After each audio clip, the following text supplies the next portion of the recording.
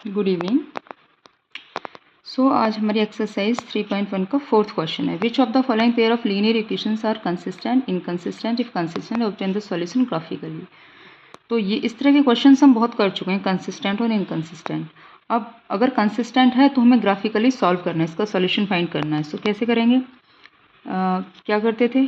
Compare with a1x plus b1y plus c1 equal to 0। और इसमें क्या करेंगे? a2x plus b2y plus c2 equal to 0। सो a1 क्या है? 1, a2 क्या है? 1, c1 क्या है? b1, ये b1 है। c1 क्या है? 5। अब या तो आप इसे इधर ले लो, -5 कर लो, इस पैटर्न में लिखोगे तो, या फिर इसे 5 ही रहने दो, -5 कर लिया।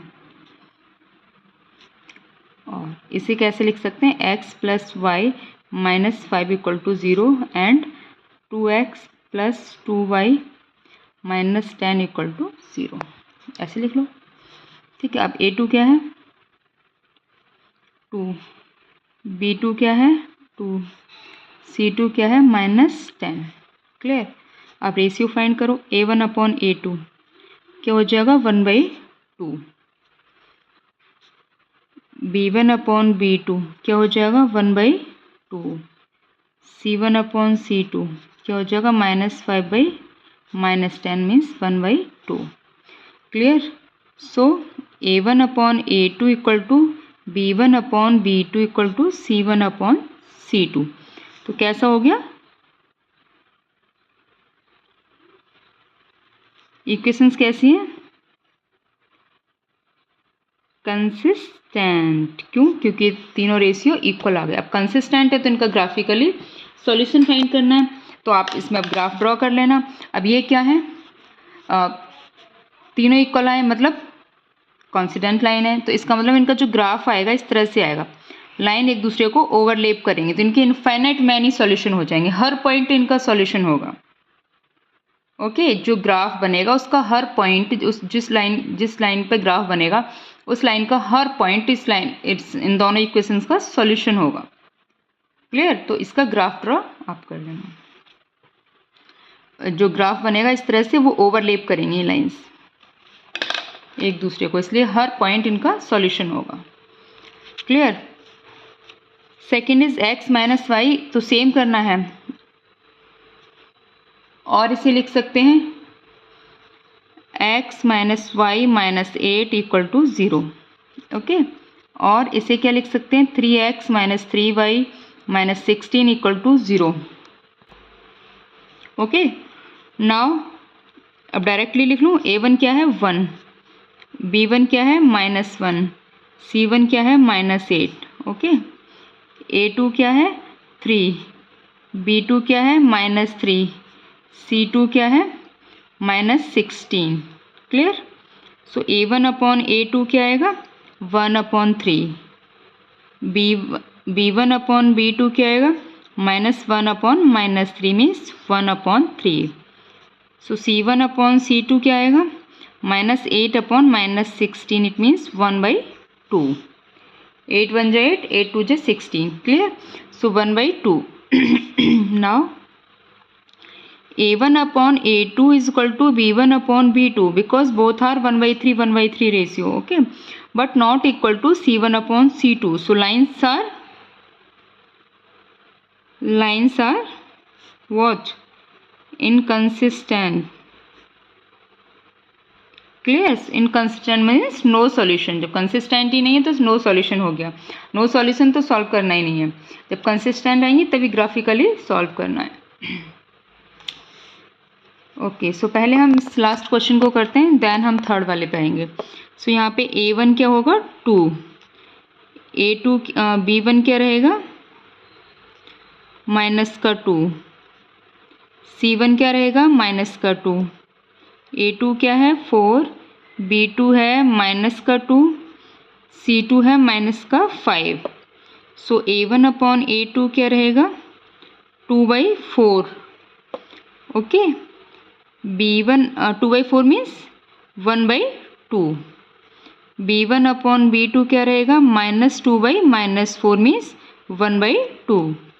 C1 अपॉन C2 क्या रहेगा, -2/-5 means 2/5। So A1 upon A2 is equal to B1 upon B2, क्योंकि both are 1/2 but not equal to C1 upon C2 because C1 upon C2 is 2/7. So lines are inconsistent. Inconsistent means parallel lines है जिनका कोई solution नहीं होगा. Clear? Okay. Now come back on this question. So here A1 is 2, B1 is 1 and C1 is -6. Okay, and A2 is 4, B2 is -2, C2 is -4. So A1 upon A2 equal to 2/4. It means 1/2. Clear? B1 upon B2 equal to 1/-2. It means -1/2. And C1 upon C2 equal to -6 upon -4. It means +3/2. 2 2 is 4, 2 3 is 6. So now A1 upon A2 is not equal to B1 upon B2. अब आप बोलोगे कि equal तो है 1/2 है 1/2, लेकिन ये -1/2 है, ये +1/2 है, सो नॉट इक्वल टू। सो कैसी हो जाएंगी lines? Lines are consistent. Consistent है मीन्स इंटरसेक्टिंग लाइन्स हैं, एक पॉइंट पे इंटरसेक्ट करेंगी। तो अब इनके लिए हम टेबल ड्रॉ करेंगे फ्रॉम इक्वेशन 2। ओके, 1 क्या है? 2x + y - 6 = 0। ओके, अब क्या करना है हमें 6 को इधर रखना है। या तो y की वैल्यू ले लो या फिर आप 6 की y की वैल्यू ले लेते हैं। y की वैल्यू आ जाएगी 6, इधर करो -2x। सो यहाँ पे टेबल ड्रॉ करो। ओके, टेबल ड्रॉ करो।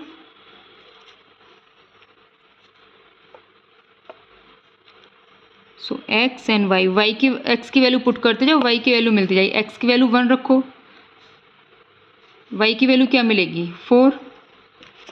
ओके, यहाँ भी लिख लेते हैं पहले। 4x - 2y - 4 = 0। सो यहाँ से भी y की वैल्यू क्या आ जाएगी? 4 - 2y को इधर ले जाओ, 4x - 4। सो ये हो जाएगा 2y। सो y हो जाएगा, इसमें से 4 कॉमन ले लेती हूँ या फिर 2 कॉमन ले लो, x - 1। ये हो जाएगा 2x - 1। इसकी भी टेबल ड्रॉ करो। x y, x की वैल्यू रखते जाना, y की वैल्यू मिलती जाएगी। सो यहाँ पे मैं x की वैल्यू 1 रखूँ, y की वैल्यू क्या मिलेगी? 0। x की वैल्यू मैंने यहाँ 2 रख दी, 2 - 1 1। सो ये मिलेगी 2 - 1 1, 1 2 जो 2।